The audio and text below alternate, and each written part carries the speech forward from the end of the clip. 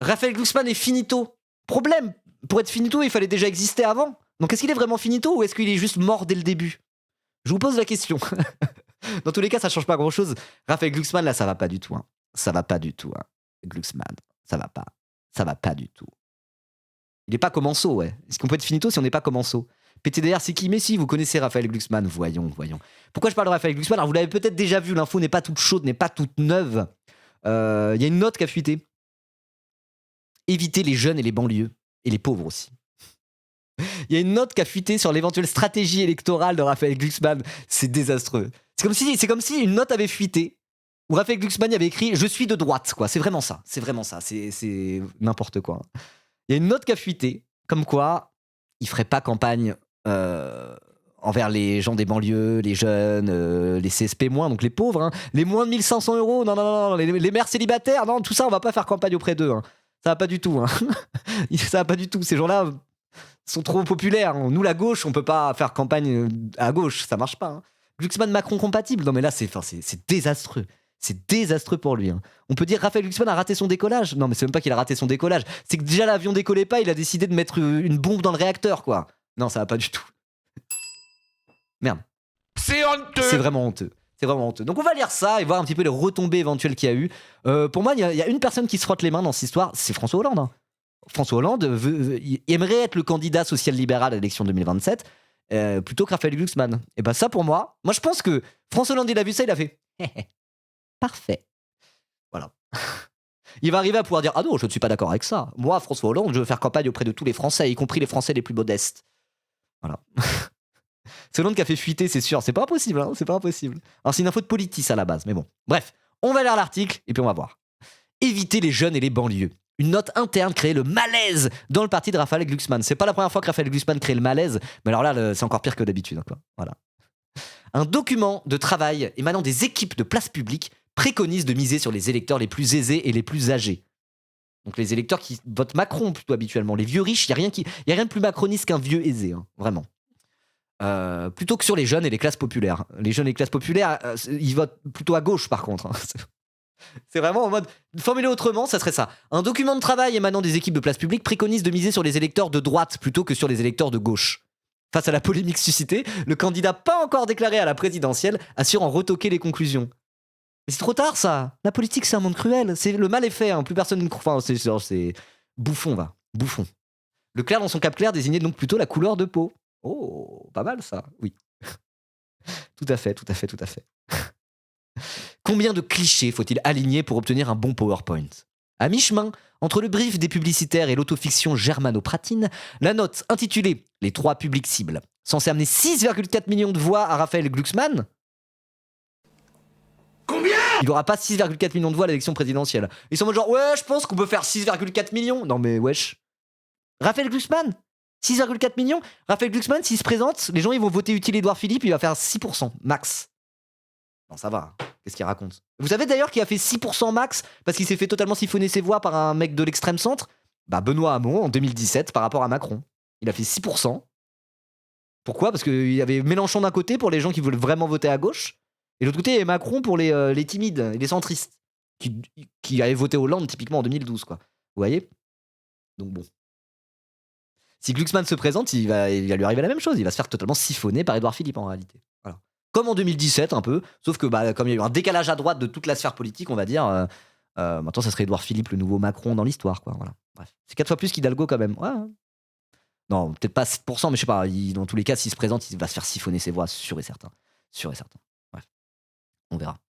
C'est vrai que je suis gentil quand je dis ça. Ok. Donc oui, germanoprotine, ça veut dire, c'est une expression qu'on utilise pour dire de Saint-Germain-des-Prés. Voilà, sous-entendu, c'est une espèce de petite intelligentsia bourgeoise totalement déconnectée. C'est ça que ça veut dire germanoprotin. Voilà.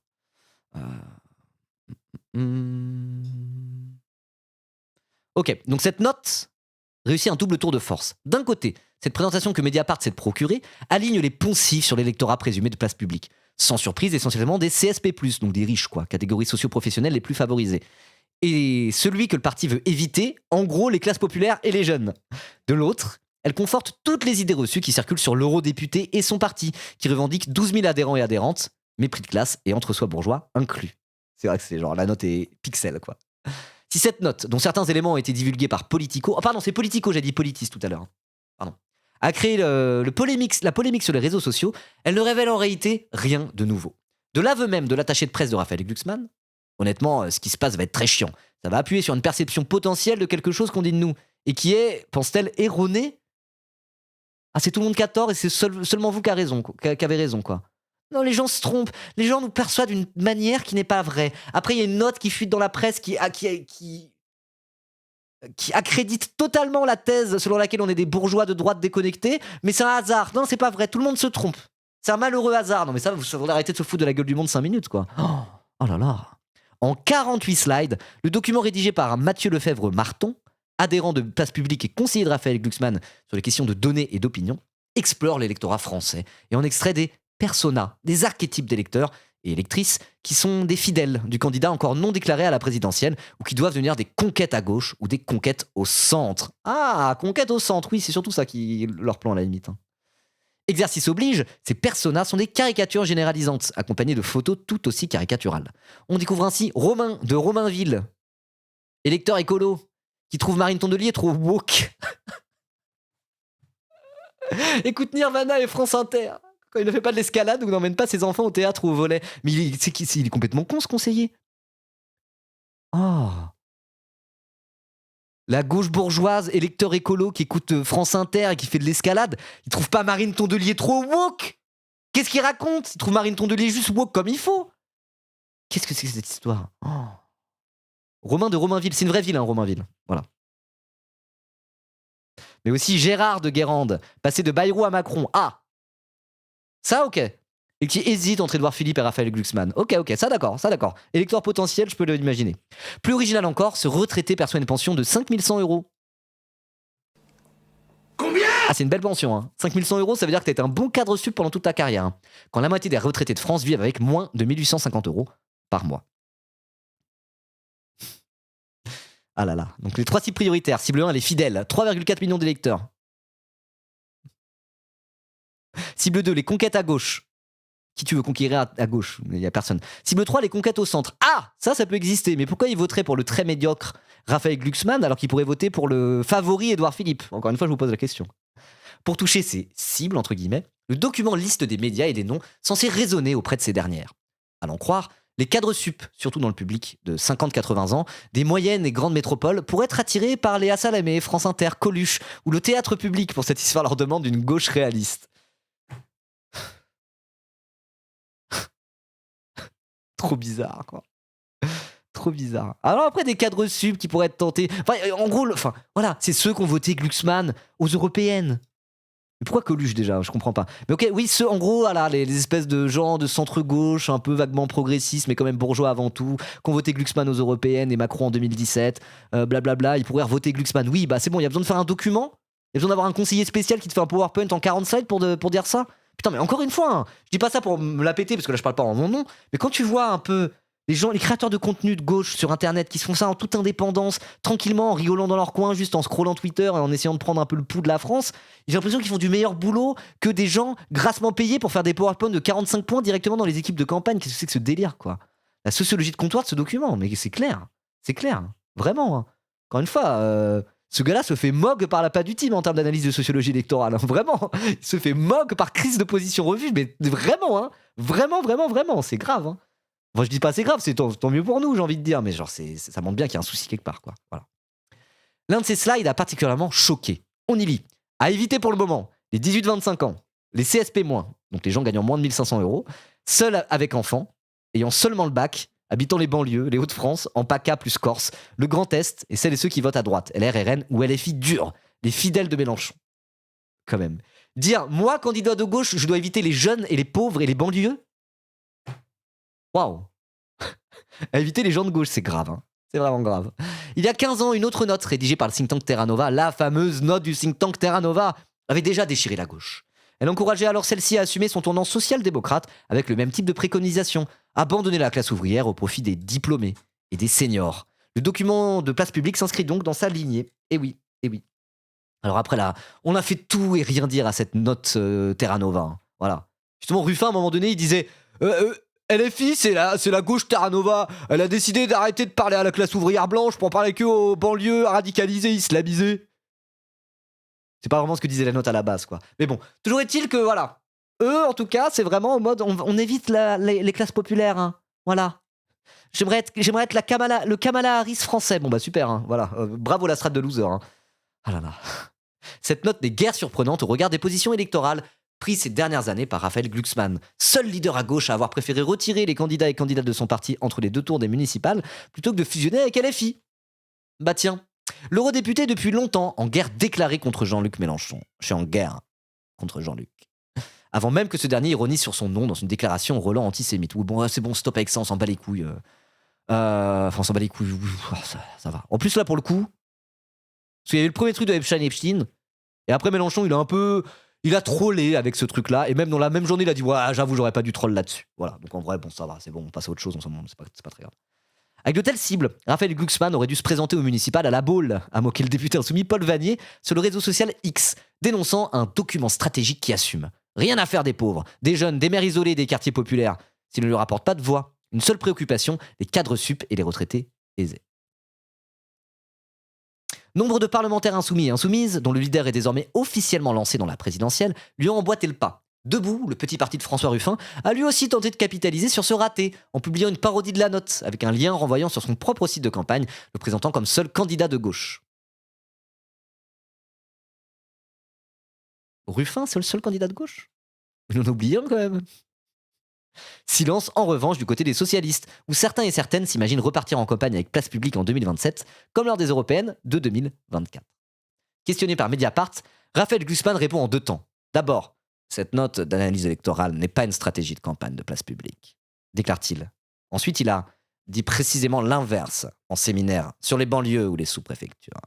La compartimentation des électorats et la nécessité de parler à toutes et à tous. Pour le reste, l'eurodéputé renvoie vers ses équipes, qui ont préparé des éléments de langage. La plupart des figures du parti contactées par Mediapart n'ont pas répondu. Selon l'attaché de presse de Raphaël Glucksmann, le document n'a pas été présenté à la quarantaine de cadres de Place Publique, réunis en séminaire dimanche 10 mai, dans l'après-midi. Il avait uniquement été partagé avec un plus petit groupe, il y a quelques semaines, dans une discussion de la stratégie à adopter, comme un document de travail, une analyse froide de terrain sur lequel Place Publique évolue, explique son auteur Mathieu Lefebvre-Marton. Bon bah oui, le terrain sur lequel Place Publique évolue, ça reste aller chercher ces retraités-là et machin bidule, quoi. Le truc, c'est que même si au final, Raphaël Glucksmann il dit qu'il a désavoué cette note, on s'en bat les couilles, le mal est fait. À un moment donné, si ça fait un buzz pareil, c'est que les gens ont bien vu, ça a confirmé ce que tout le monde pensait de Raphaël Glucksmann, quoi. Voilà, c'est tout, point à la ligne. Ils vont pouvoir gesticuler dans tous les sens. Ce qui est fait, arrêtez. C'est du damage control de bas étage, hein, vraiment de bas étage. Je comprends que ce slide puisse choquer, dit-il, en référence à celui évoquant les électorats à éviter pour le moment. Mais il présente une réalité. Ces électorats, ces catégories se sont écartés du centre-gauche. Bah, il y a une raison à ça, abruti. Peut-être que vous les avez trahis et encore trahis. Oh, malgré tout, on ne l'a justement pas présenté, parce que Raphaël Glucksmann avait fait le choix de dire « Non, on va pas faire ça ». Bon bah ok, super. En tout cas, la question s'est posée, c'est quand même grave, quoi. C'est quand même grave que la question soit posée. Maintenant que la présentation a fuité, il s'agit de déminer le problème en urgence. Nous n'avons pas de candidat déclaré. Nous ne sommes pas en campagne. Donc à aucun moment une stratégie électorale n'est présentée à partir de ce document, qui n'a d'ailleurs pas le logo Place Publique. Oui, bon, ok. Martel, l'attaché de presse de Raphaël Glucksmann.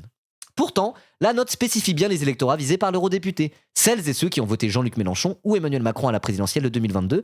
Celles et ceux qui songent désormais à donner leur voix à Gabriel Attal, à Édouard Philippe, au Parti Socialiste, à Marine Tondelier ou à François Ruffin. Mais pour cela aussi, personne n'avait besoin d'un PowerPoint pour s'en douter. Tout à fait. Et encore une fois, le nom de Gabriel Attal et Édouard Philippe sont là. À un moment donné, le duel qu'il va y avoir, en grande partie, entre le candidat de centre-gauche, entre guillemets, que ça soit Glucksmann, même si Glucksmann il a l'air foutu, de chez foutu, ou que ça soit François Hollande, qui est peut-être un petit peu plus bankable finalement, au premier tour, c'est contre Édouard Philippe qu'ils vont se battre. Leur électorat, ils le partagent en grande partie avec Édouard Philippe. Pas intégralement, mais en grande partie avec Édouard Philippe. Ou Gabriel Attal, vous voyez. Donc encore une fois, tout ça s'inscrit un peu dans les analyses qu'on a fait dernièrement, quoi.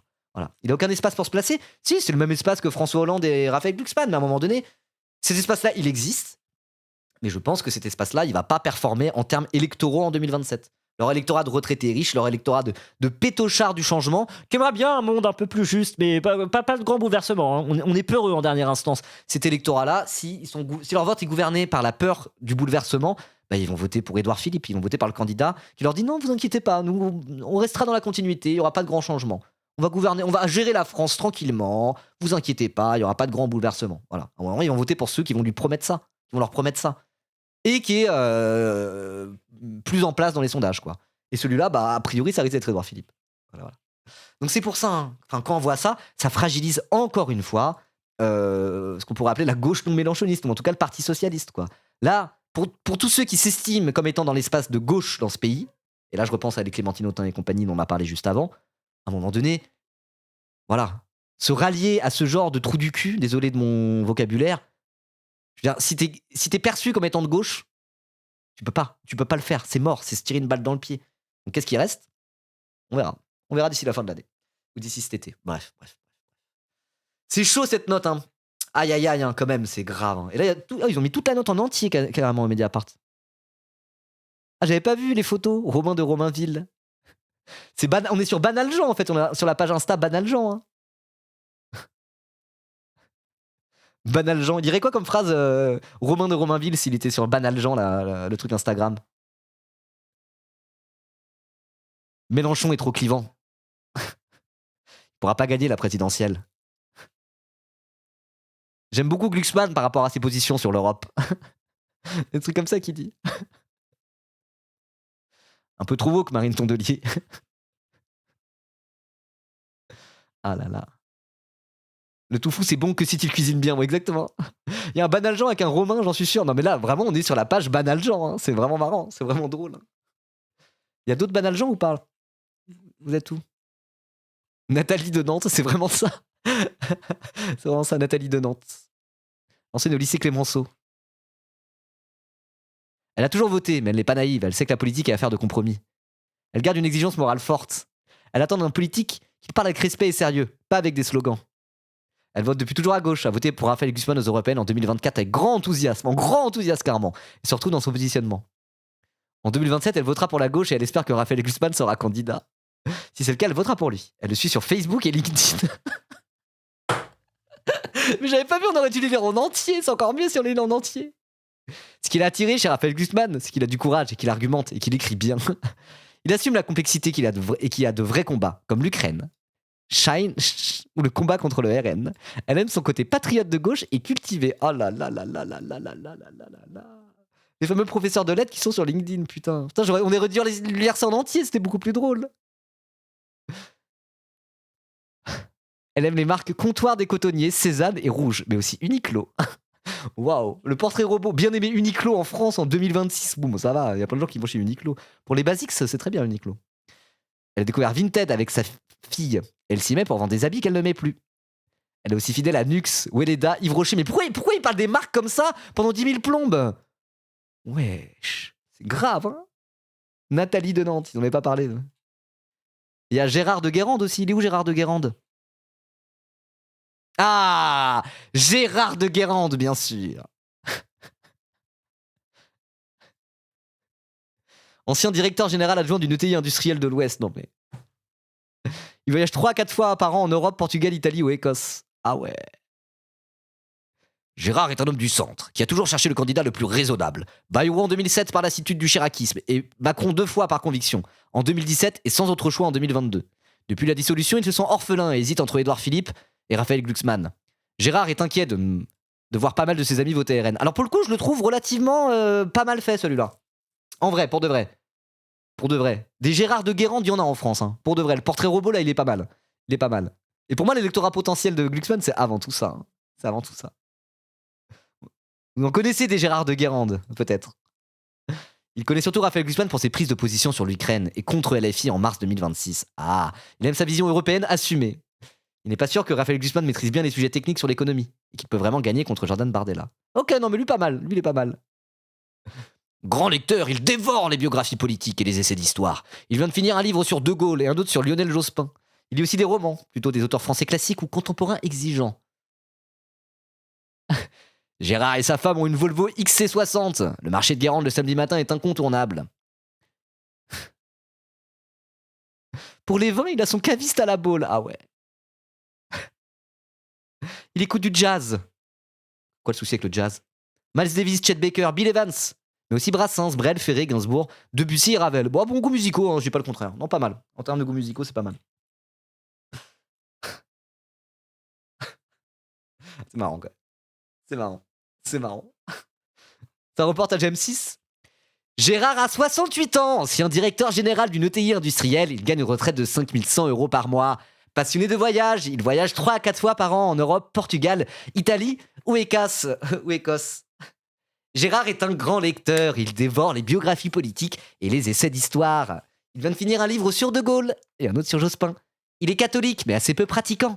Il lui arrive d'aller à la messe, environ une fois par mois. Ok, d'accord. Bon. Co-musicaux de Normie, Miles Davis, vous critiquez pas Miles Davis sur ce live, ça. Qu'est-ce que ça veut dire, wesh? Wesh. Not on my watch. Not on my watch. Bon, bref, ouais, c'est marrant, en vrai. Elle est marrante, cette note. C'est quand même rigolo. Donc, Raphaël Glucksmann, finito? Au final, vous en pensez quoi, le chat? Vous pensez qu'il est finito? Vous pensez qu'il va aller jusqu'à la présidentielle ou qu'il va s'écrouler avant? Il est bien parti pour s'écrouler avant. Hein. Miles Davis, je le déteste. Non, mais écoute, tu vas prendre 10 minutes, toi. Allez, hop là. Non, mais qu'est-ce que c'est que cette histoire-là? Dire ça sur mon live? Mon live? Jamais il y va s'effondrer? Alors, Kind of Blue, c'est l'album le plus normie de Miles Davis, mais il est exceptionnel. Avec Mélenchon, il ne fera que 2 voyages par an, le pauvre. Ah, tu parles de Gérard? Non, on parle de Glucksmann. Quand on a testé la présidentielle et faire 2%. Il va y aller et faire 3%? Est-ce que ça va suffisamment buzzer? Ou bien on va en parler que dans les cercles terminali politisés? Mais là, non, ça on a parlé dans les médias, ça on va pas parler à BFM TV tout le temps, quoi. Mais il y a un truc où ça la fout très mal pour lui. Ça la fout très mal pour lui et pour ses alliés potentiels, quoi. Voilà. Et ses soutiens potentiels, en réalité. Voilà. Il va faire une Hidalgo. Vous pensez qu'il va y aller, quand même? Moi, je pense qu'il va s'écrouler avant et que Hollande va choper le spot. Moi, je pense vraiment que c'est Hollande qui va choper le spot plutôt que lui. Mais bon, on verra. Merci, Wesh, pour ton 6e mois d'abonnement. Merci beaucoup.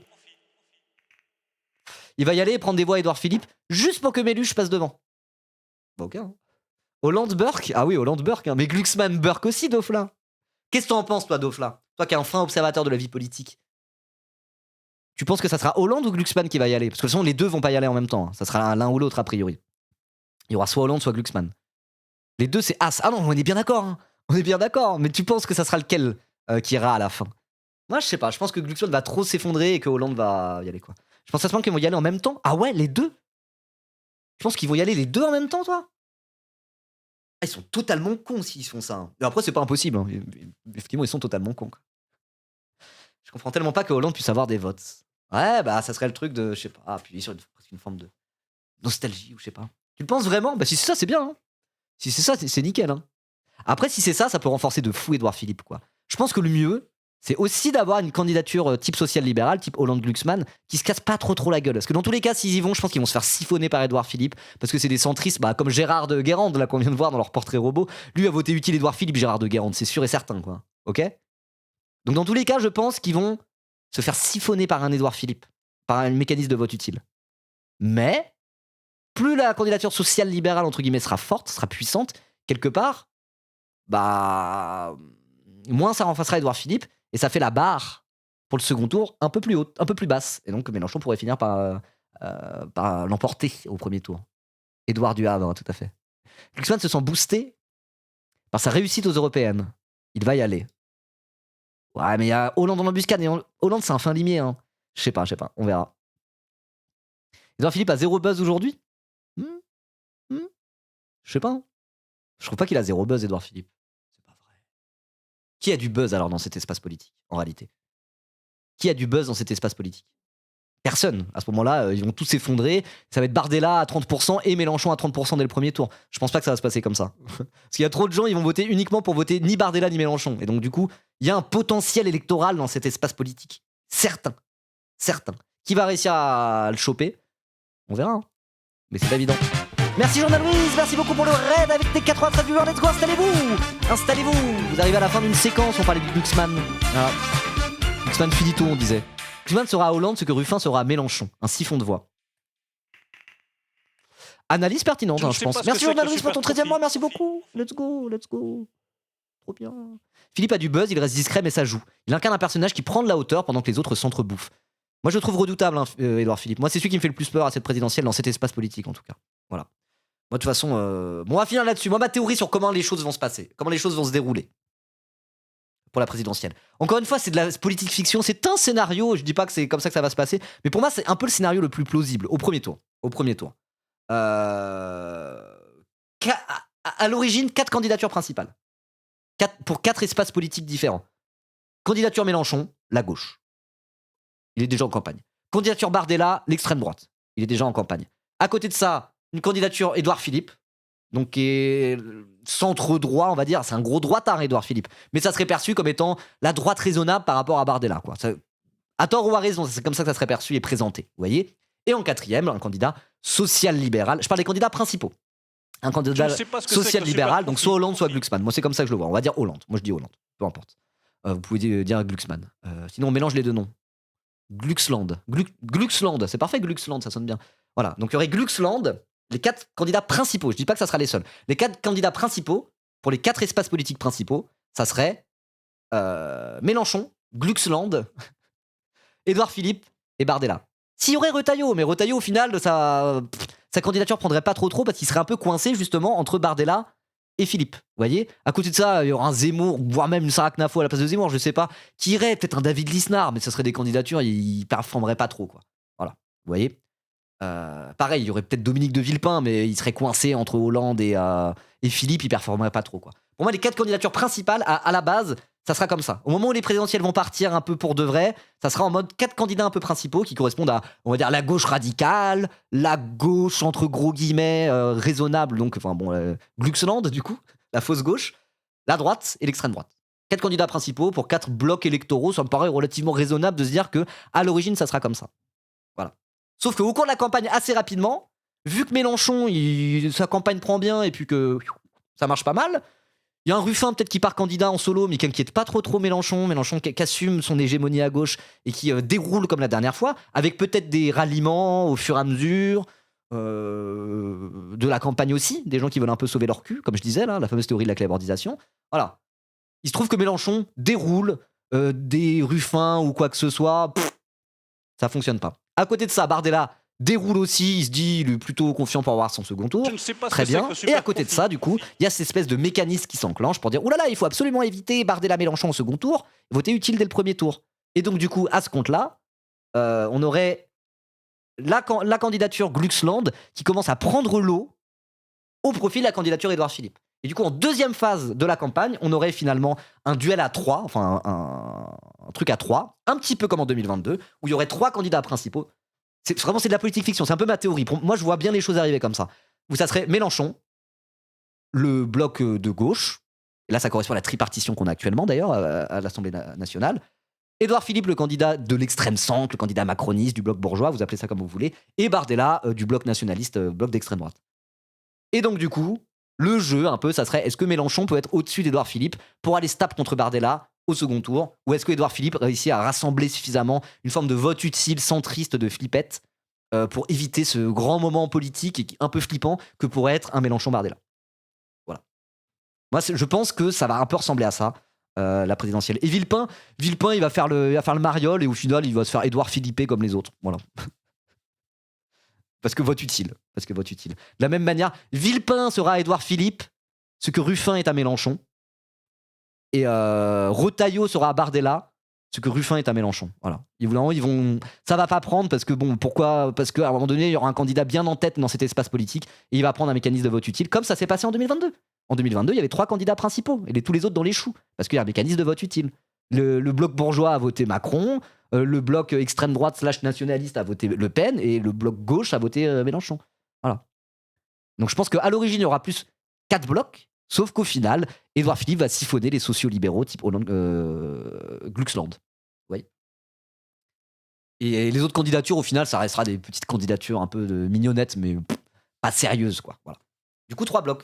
Je pense que ça va partir en 4 blocs et au final, par mécanisme de vote utile et de flip du Mélenchon-Bardella, le bloc social-libéral, il va se faire siphonner par le bloc droite.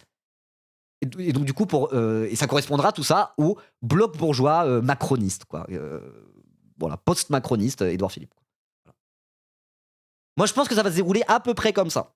Dans les grandes lignes, je pense que ça sera à peu près ça, la dynamique de la présidentielle. Après, à voir, hein. À voir. Mais moi, c'est un peu l'analyse que j'ai. Je pense que c'est pas une analyse de zinzin. Hein.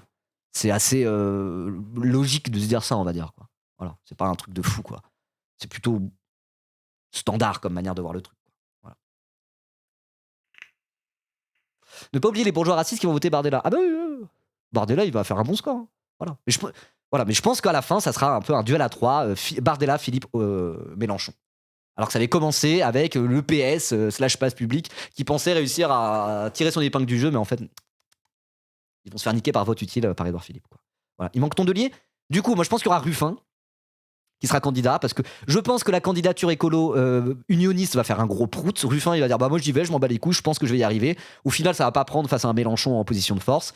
Et que du coup, voilà, il y aura tout ce qui reste d'écolo, d'unionisme, machin bidule. Ils auront le choix soit de soutenir Ruffin, soit de soutenir Glucksland, soit de soutenir Mélenchon. Et là, je ne désespère pas pour qu'il y ait une forme de soutien Mélenchon appuyé par la base qui se fasse. Voilà. Voilà, voilà. Voilà ma théorie. Oui, j'ai vu ça, Benjamin Lucas. Stop, arrêtez de me parler de ça. Arrêtez de me parler de ça. J'en ai parlé, j'en ai parlé. Voilà. Mais bon, encore une fois, il dit ça pour tenter de faire vivre cette primaire qui mène nulle part. Tout ça mènera à rien. À la fin, on verra. À la fin, on verra ce qui se passera. Stop, je ne parlerai plus de Benjamin Lucas sur ce live. Voilà. En tout cas, si vous regardez ça sur YouTube, bah, abonnez-vous et boostez la vidéo, tout ça là. On y va. Bisous.